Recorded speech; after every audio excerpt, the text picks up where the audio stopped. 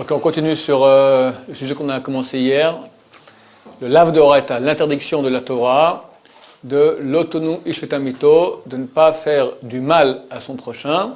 On parle d'un mal psychologique, d'accord? Si quelqu'un blesse son prochain au niveau physique, c'est d'autres lois, ou au niveau monétaire, c'est aussi d'autres lois, mais aussi une interdiction de faire du mal à son prochain.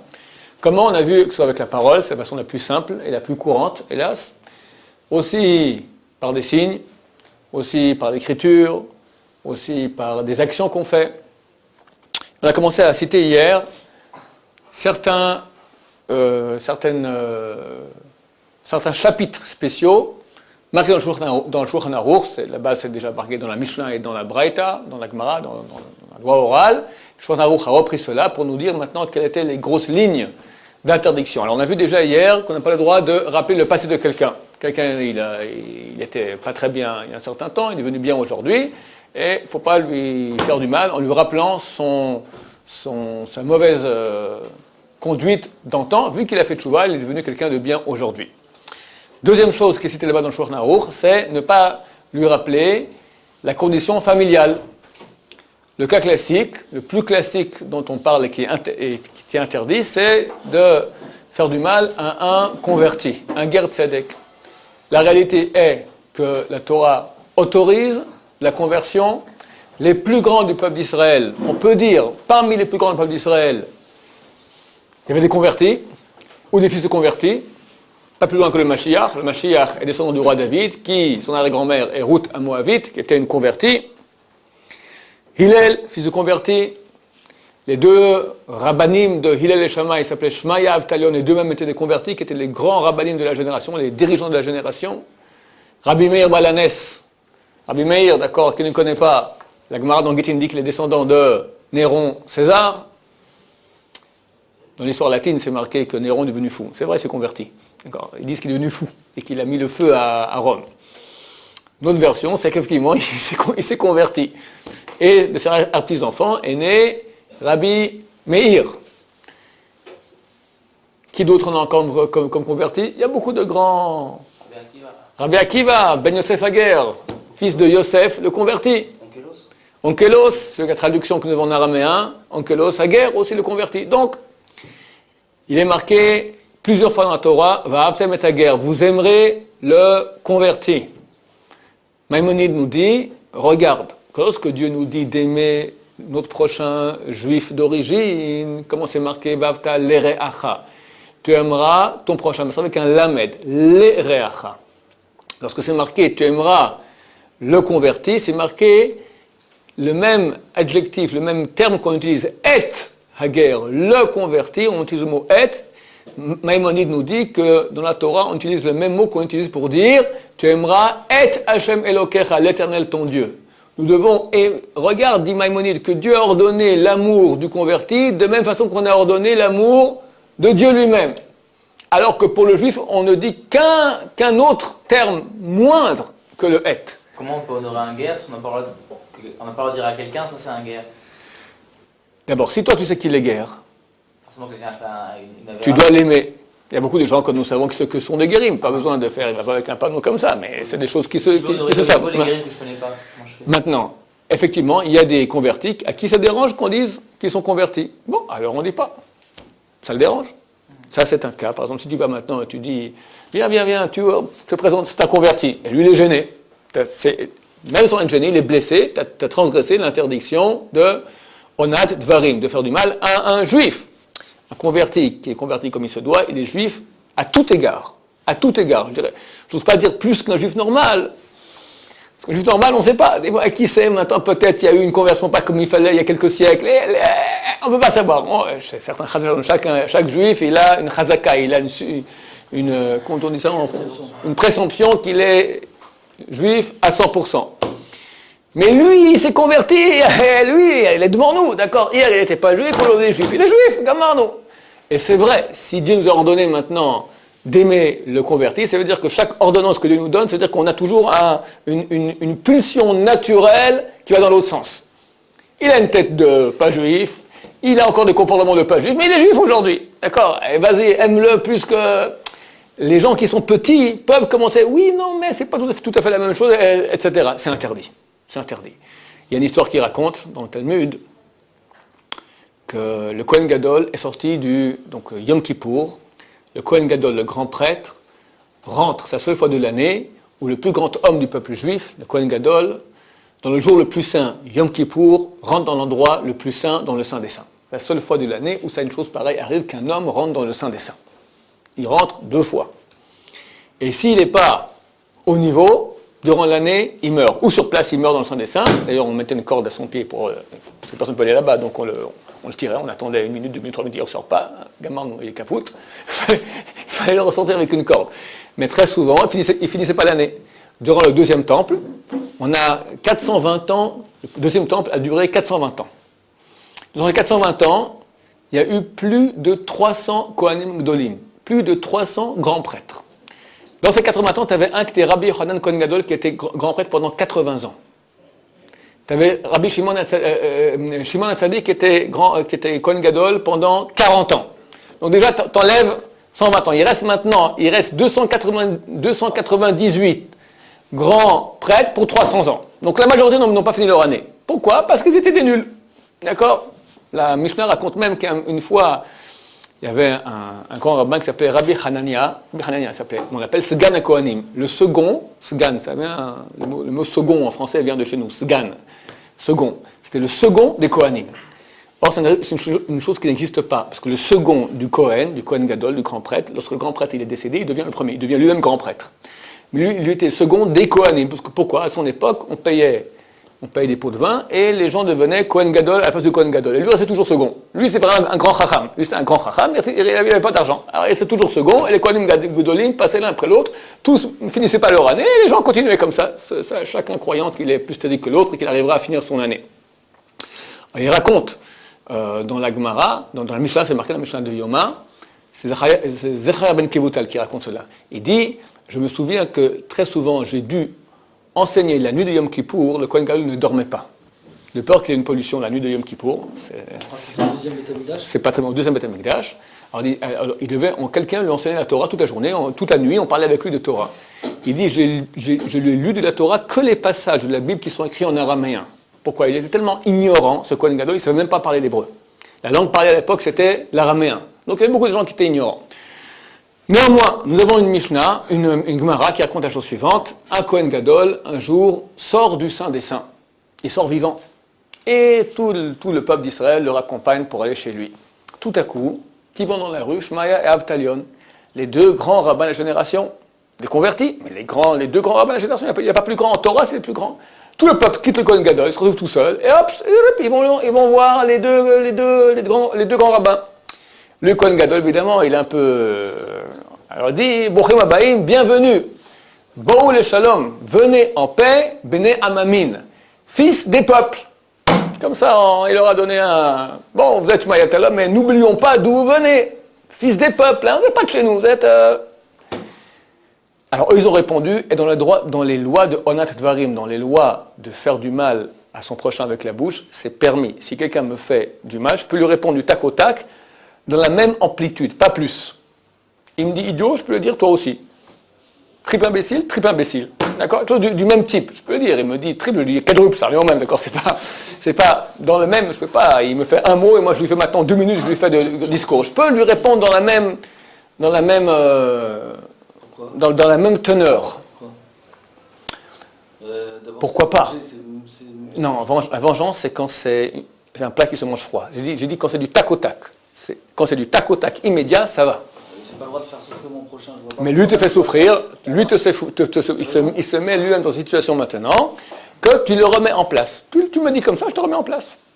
Tu me dis, c'est absolument non légitime, tu me fais un mal sans rien, c'est pas comme ça, même si je suis un triple imbécile, il est façon de le dire, d'accord, tu sais, t'es un peu imbécile, même un peu plus, t'as compris, façon de le dire, pas t'es triple imbécile du premier coup, comme ça se fait beaucoup. Alors tu le remets, voilà, vu que lui, il a agi avec toi de façon inconsidérée, tu le remets en place dans la même teneur. Alors eux, ils ont répondu comme ça, ils ont dit que viennent en paix les fils des peuples, c'est-à-dire nous, qui se conduisent comme Aaron à Cohen, comme ton ancêtre à toi, Aaron à Cohen. Aaron est le grand prêtre, donc le frère de Moshe Rabbeinu, était Ohev Shalom, Verodev Shalom. Il aimait la paix et poursuivait la paix.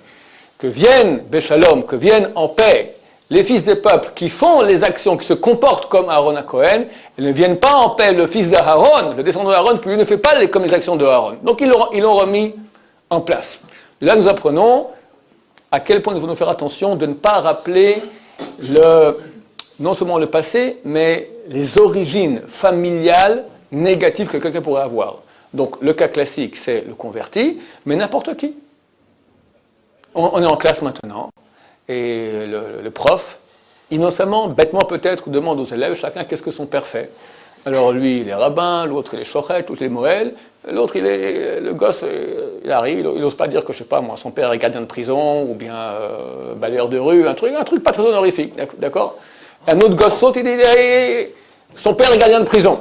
Et l'autre, il devient tout rouge, d'accord. Le gosse qui a dit cela a fait honte à son prochain, il a transgressé l'interdiction de Onat Dvarim. Un type s'est fait attraper pour vol. Durant la même semaine, son frère va à l'épicerie. Un vendeur dit à l'autre, fais attention à celui-là qui vient de rentrer, parce que dans la famille, ils aiment bien voler. T'as fait maintenant Onat Dvarim, tu as fait du mal. C'est pas lui qui a volé, c'est son frère qui a volé. C'est pas parce qu'il est... Je ne suis pas le gardien de mon frère, d'accord, a dit quelqu'un un jour. Donc, si ce n'est toi, c'est donc ton frère. C'est pas des choses de chez nous. Il y a le frère et il y a lui. On n'a pas le droit de rappeler le côté négatif familial de quelqu'un en lui faisant honte. Oui, il y avait deux questions là, oui. Pour le cas d'épicerie, oui. Là, c'est des toilettes, il y a une utilité quand même. S'il y a utilité. Mais c'est pas, d'habitude, parce que quelqu'un, il est... D'abord, comment on le fait? Si vraiment, il y a un risque que le frère, maintenant, il vient de la même bande de mafia que celui qui s'est fait avoir, tu prends discrètement le vendeur, tu dis, comme ça, pas à haute voix. C'était fait dans un esprit de vouloir déranger, de faire mal au frère de celui qui s'est fait attraper. Oui. J'ai une question aussi. Si par exemple, il y a un converti de voir une fille, et puis alors, cette fille, elle ne voulait pas le voir parce qu'il est converti. Est-ce que j'ai le droit de lui dire, alors, elle ne voulait pas le voir parce que tu es converti? Ou c'est Onat Dvarim? C'est Onat Dvarim. C'est pas dans l'esprit de la Torah, ce serait mieux de dire autre chose. Pourquoi? Même s'il me demande, Ça lui fera du mal. On peut mentir, très bonne question. On a le droit de mentir pour ne pas transgresser Onat Dvarim. On a le droit de mentir pour ne pas faire du mal à son prochain. C'est dans l'esprit de la Torah. Le mensonge est extrêmement détesté par la Torah. Mais ce n'est pas marqué, tu ne mentiras pas. C'est marqué, tu t'éloigneras d'une chose mensongère. Une chose mensongère, c'est-à-dire un mensonge qui est fait dans un but intéressé. Mais quand l'intérêt du mensonge est la paix et le bien de l'autre, c'est permis et même mitzvah. On n'appelle pas ça mentir, on appelle cela modifier. C'est bien, si possible, de dire un mensonge qui s'entend de deux façons. Comme il a fait, comment il a répondu à son père Yitzhak. Yaakov rentre déguisé en Esav, avec une pelisse de fourrure, et Yitzhak demande, qui es-tu? C'est bien toi, mon fils Esav l'aîné. Yaakov répond, Ani, je suis. Esav bechorecha. Esav est ton aîné. Esav, ton aîné. En hébreu, ça fait Esav est ton aîné. Je suis Esav, ton aîné. Je suis, moi je suis Yaakov. Esav est ton aîné. Ça veut dire, je sais que l'autre l'entend de la façon qui est mensongère, mais moi je dis qu'on peut, si on connaît ce que je veux dire, on peut comprendre de la façon qui n'est pas mensongère. Ça veut dire un mensonge qui s'entend de deux façons.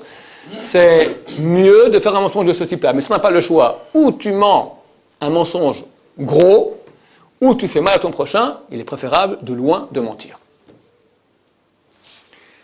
On avance. Troisième façon de faire du mal à son prochain. Il y en a beaucoup. Encore une fois, les choses que je dis maintenant sont des choses qui sont simples. Je dirai ça très souvent, mais c'est un cours pour plus mettre en relief pour que nous fassions attention. Comme je dis, c'est tellement courant que si on ne fait pas très attention, alors on transgresse très souvent cet interdit-là. Ça s'appelle Toracha shel Hevel, faire une correction futile à quelqu'un, une fausse correction. Par exemple, Chas Shalom, quelqu'un tombe malade. Il est à l'hôpital, il a une opération, etc. Et on va le visiter. C'est ce qui s'est passé avec Job. Job est très malade. Viennent trois de ses amis le consoler. Très malade, il a perdu ses enfants, il a perdu sa fortune, il était riche, il avait 10 enfants, il avait tout ce qu'il fallait, le mieux au monde. Et tout à coup, patatras, Job, tous les livres de Job. Les trois amis lui disent Zechorna, Kinaki, Avad. Souviens-toi, est-ce qu'il se peut que quelqu'un qui est naki, quelqu'un qui est propre de tout péché, il est perdu, quelque chose de mal lui arrive? Dieu est juste. Donc si tu souffres, mon cher ami, c'est que certainement tu as des péchés. C'est interdit de faire ça. Et il y a une tendance, surtout les gens qui ne sont pas très fins, et qui sont des débutants un peu en Torah, quelqu'un qui est malade ou la malheur, il dit bon, kapara tavonot, tu as sûrement eu un péché, c'est kapara pour ton péché. C'est cruel de dire une chose pareille, c'est interdit. Quoi, j'ai un péché? Qu'est-ce que de bon Dieu pour me dire maintenant que j'ai un péché? Tu vas aller consoler quelqu'un, console-le.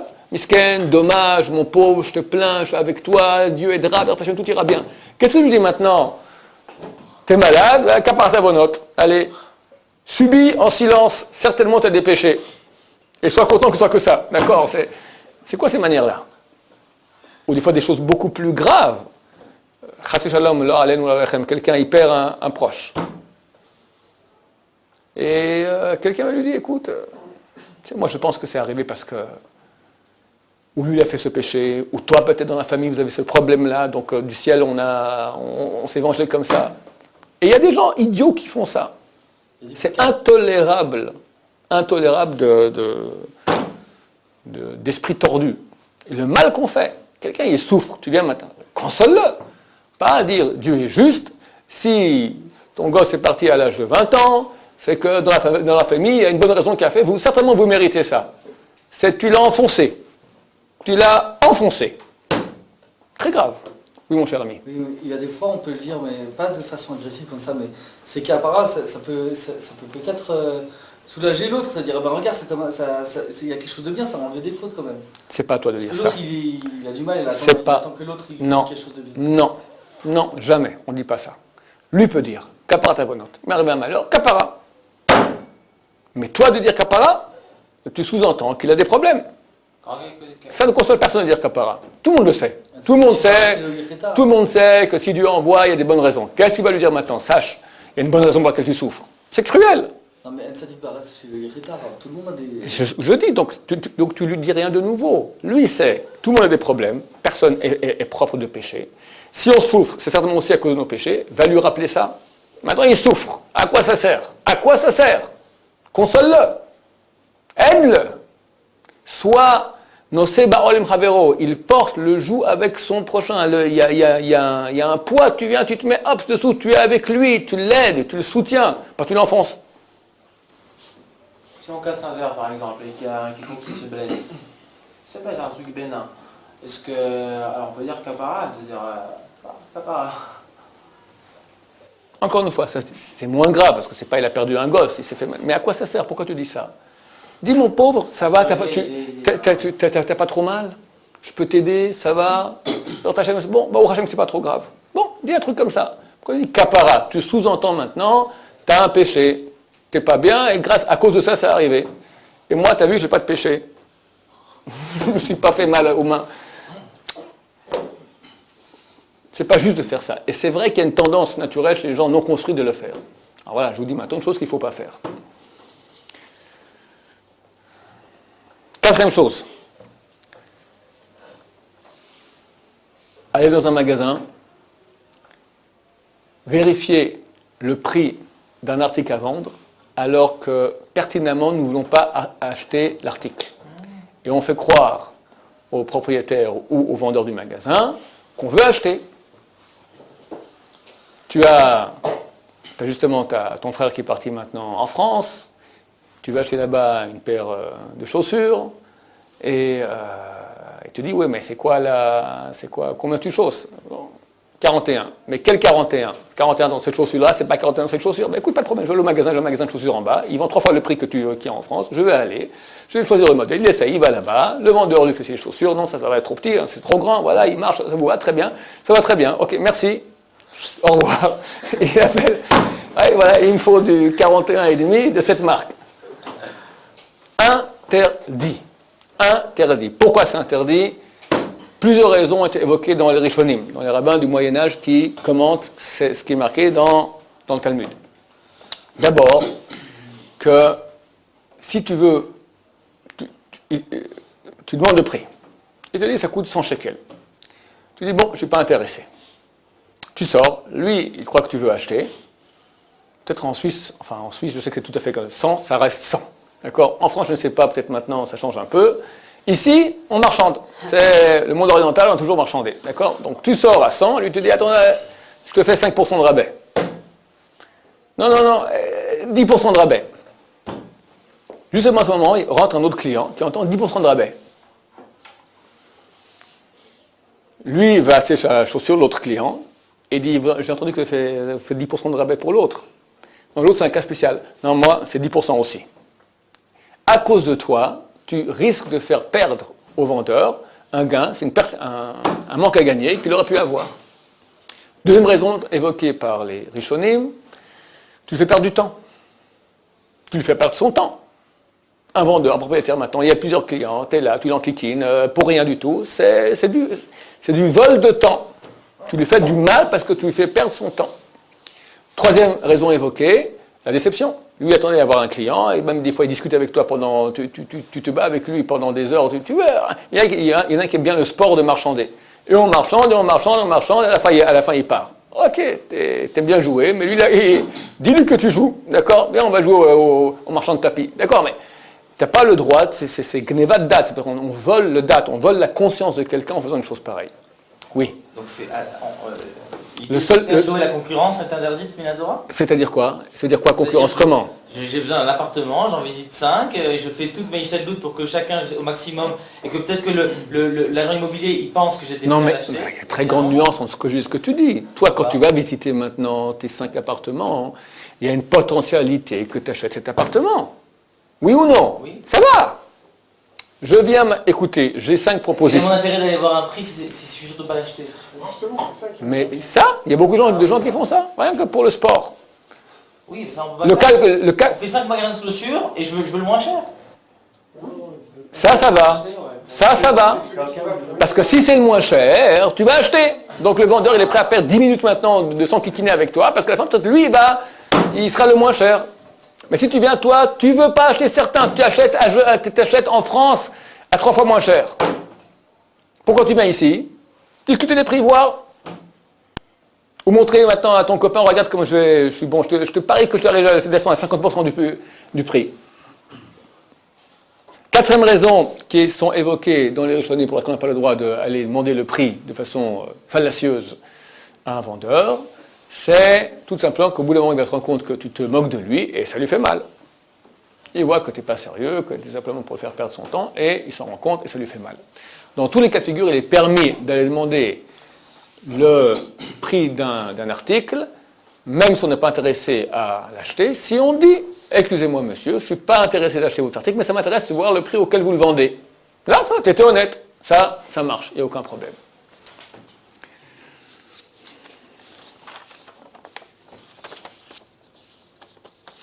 De même au niveau de la vente. Je mets en vente une chose, je ne suis pas intéressé à la vente. J'aimerais savoir maintenant mon appartement, combien il vaut sur le marché. Je sais que je l'ai acheté 100 000 euros il y a 10 ans. Je veux savoir maintenant quel est le prix. D'accord? Alors, je le mets en vente, j'attends de voir qu'il y a des clients, tout ça, et 200 000. Je vois que oui, il y en a qui sont intéressés, il n'y en a pas intéressés. D'accord? Et je fais la même chose que j'ai fait dans l'interdiction d'aller faire croire à quelqu'un que je veux acheter son article. Là, je suis en train de faire la même chose à quelqu'un en lui faisant croire que je veux vendre mon article. Ça va exactement au même. Dans tous les cas où on va faire du mal à quelqu'un parce qu'on le roule en lui faisant croire qu'on veut ou lui vendre ou lui acheter un objet, ça sera interdit. Droit ressemble à cela, chaque fois qu'on va créer un faux espoir à quelqu'un. Quelqu'un qui, par exemple, il dit à ses enfants, ce soir, on sort tous au restaurant. Tous les enfants sont contents, tout ça, et puis après il leur dit, écoutez, non, c'est une blague. C'est pour offrir mieux après. Ça veut dire On fait croire, on va au restaurant, au McDo, et après on va dans un restaurant. ça, c'est très bien. C'est pas un faux espoir. C'est pas un faux espoir. C'est un espoir que tu fais en plus grand. C'est bien parce qu'il y a quand même un moment de déception.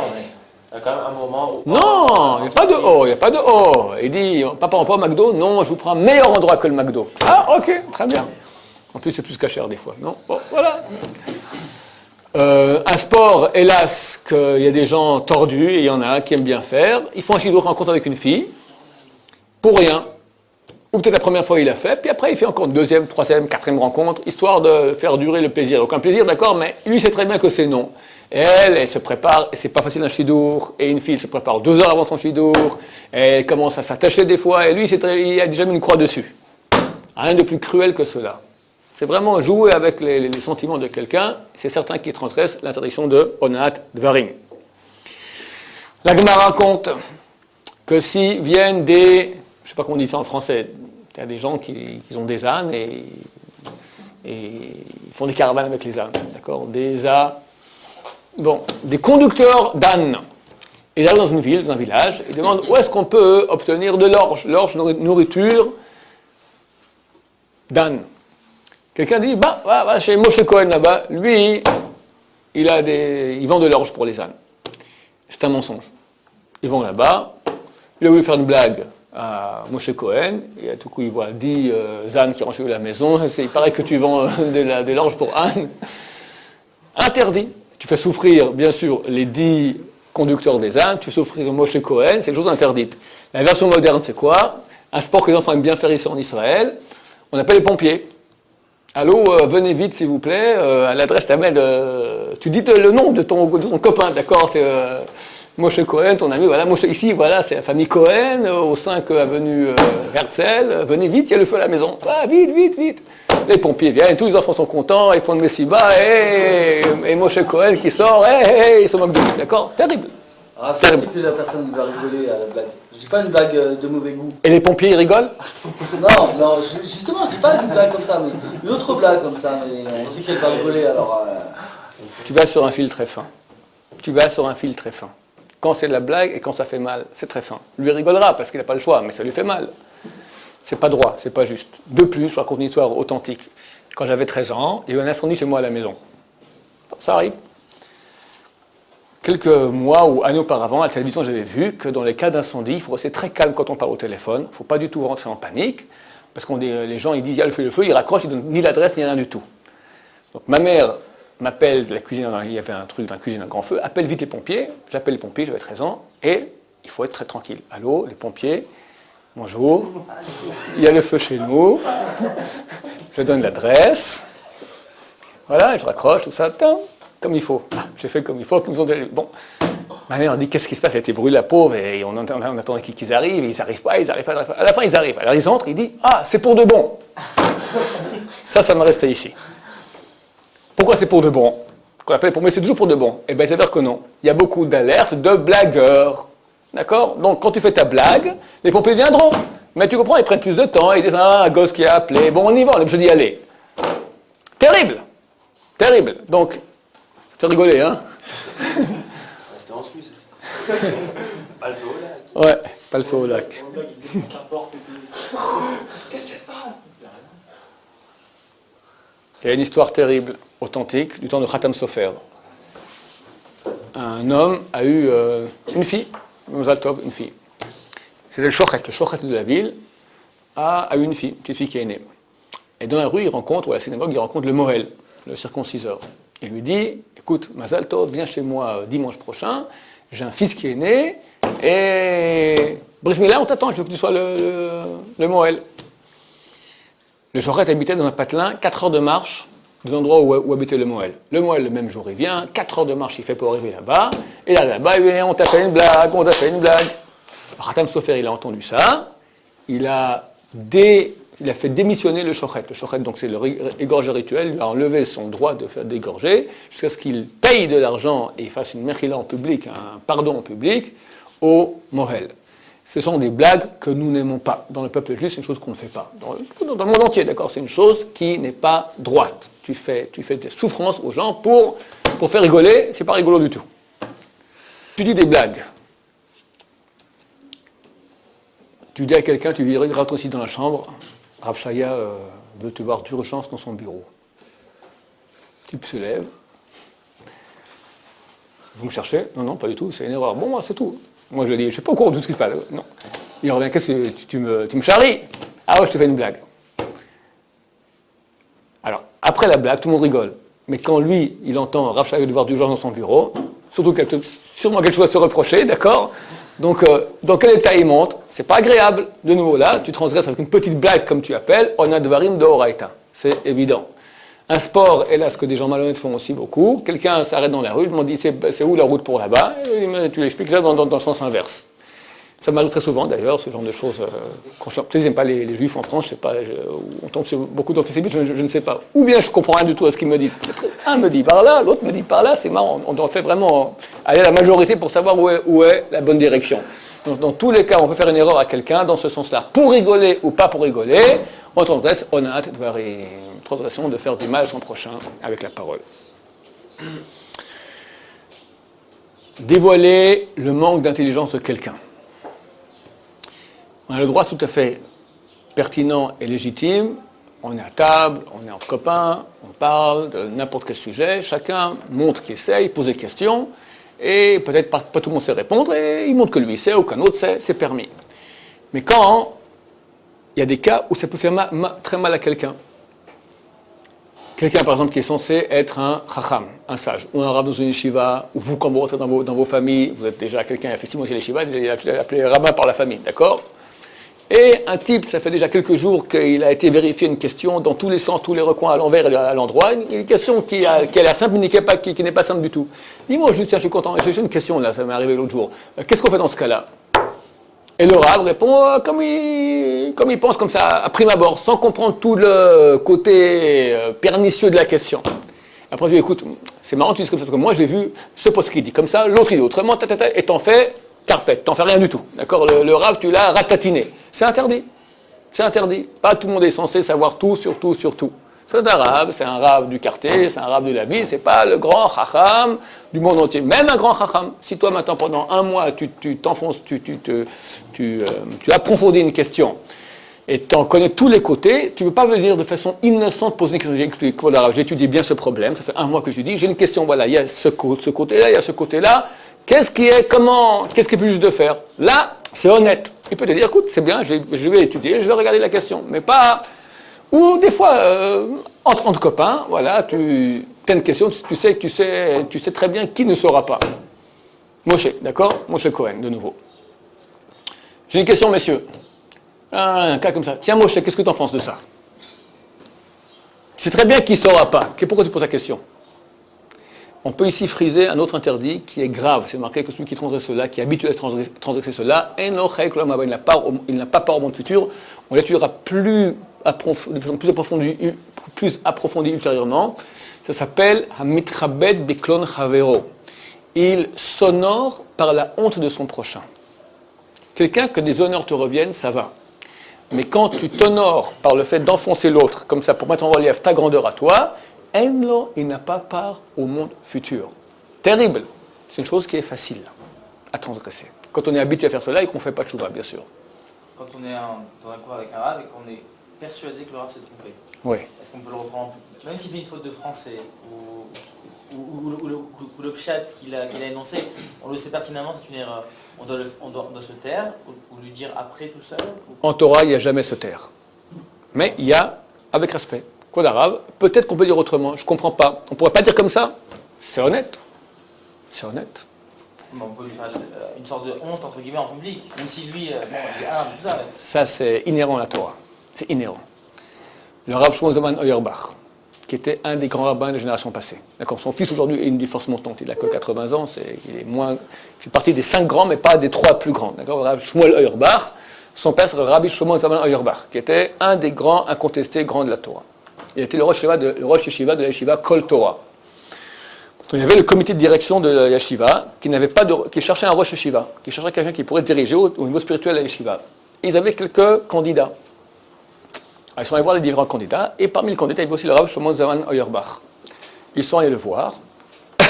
Il dit voilà, on vous convoque pour ce jour-là, on aimerait vous faire un petit examen, voir si vous pouvez être le candidat à être Rosh Yeshiva de Kol Torah.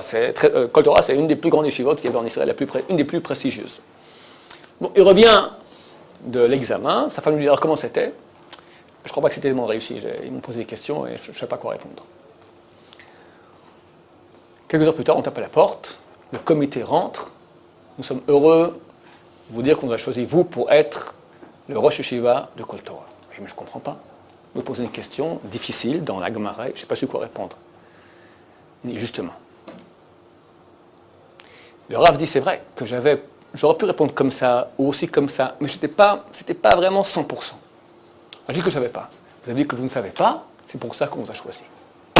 Quelqu'un qui n'a pas peur de dire je ne sais pas, et à cause de cela, il perd peut-être un grand titre de Rosh Yeshiva d'une réisha prestigieuse de Kol Torah, il mérite d'être Rosh Yeshiva. Il n'y a rien de grave à dire je ne sais pas. Rien de grave. Évidemment, si toutes les deuxièmes questions qu'on pose au Rav, il dit je ne sais pas, il faut qu'il change de métier. D'accord? Et il y a un grand danger. Ça, c'est les rabbanim, ils ont un très grand danger que pour préserver leur honneur, des fois, ils disent n'importe quoi. N'importe quoi. Il faut faire attention. Il faut d'abord être quelqu'un qui sait étudier, qui a un minimum Talmid Chacham pour être Rav. Deuxièmement, il ne faut pas savoir dire, et c'est légitime, on n'est pas censé tout savoir. Heureux la génération dont les grands de la Torah n'ont pas honte de dire je ne sais pas.